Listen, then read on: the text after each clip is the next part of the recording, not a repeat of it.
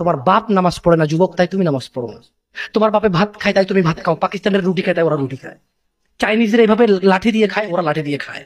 শোনো, তুমি বলতে চাচ্ছ তুমি শুকর খাও না কারণ এটা হারাম, তুমি মিথ্যু, তুমি একটা চরম মিথ্যাবাদী ধোঁকাবাজ। তুমি বলছো তুমি শুকর খাও না, এটা হারাম না, তো তাহলে তুমি নামাজ না পড়াও তো হারাম, তা তুমি কেমনে ছেড়ে দিচ্ছ? এই যুবক, তোমাকে যদি বলে ন্যাংটা হয়ে হাঁটো, হাঁটবা কেন? কেন কেন কেন ন্যাংটা হয়ে কেন হাঁটবা না?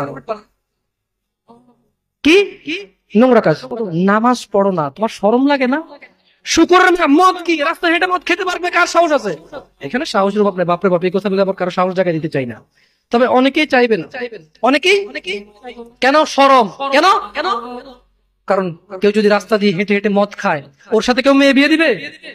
কেউ? আপনি রাজি হবেন রাস্তায় ভাবে মদের বটল নিয়ে হাতে হাতে মদ খায়, এর কাছে মেয়ে বিয়ে দিবেন? কেন?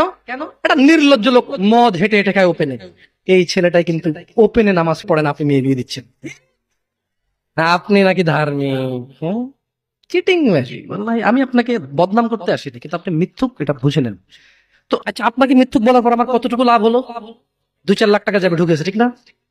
আমেরিকা থেকে আসতেছে না, আমি আপনাকে মিথ্যুক বলে লাভ না, আমি আপনাকে মিথ্যুক বলতে আসি নাই, তবে আমি আপনাকে বলি আল্লাহ ক্ষমাশীল, ক্ষমাকারী, ঠিক আছে?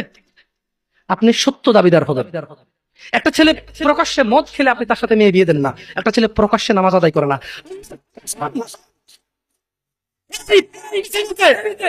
যত মদ আছে সবাই যদি একজনে খেয়ে ফেলে, সে কাফের হবে না? কি হবে না? কিন্তু এক ওয়াক্ত নামাজ ছেড়ে দিলে কাফের। আপনার কাছে মদ খাওয়াটা আমি কি মদ খাওয়াকে ছোট করে দেখতেছি তার মানে? না। এখন কিছু লোক বলে জামশেদ ভাই বলছেন নামাজ না পড়া অনেক বড় অপরাধ, আর মদ খা তুই, পুরো পৃথিবীর সব খেলা কিছু না। আমি মনে হয় এটা বলছি, ঠিক না?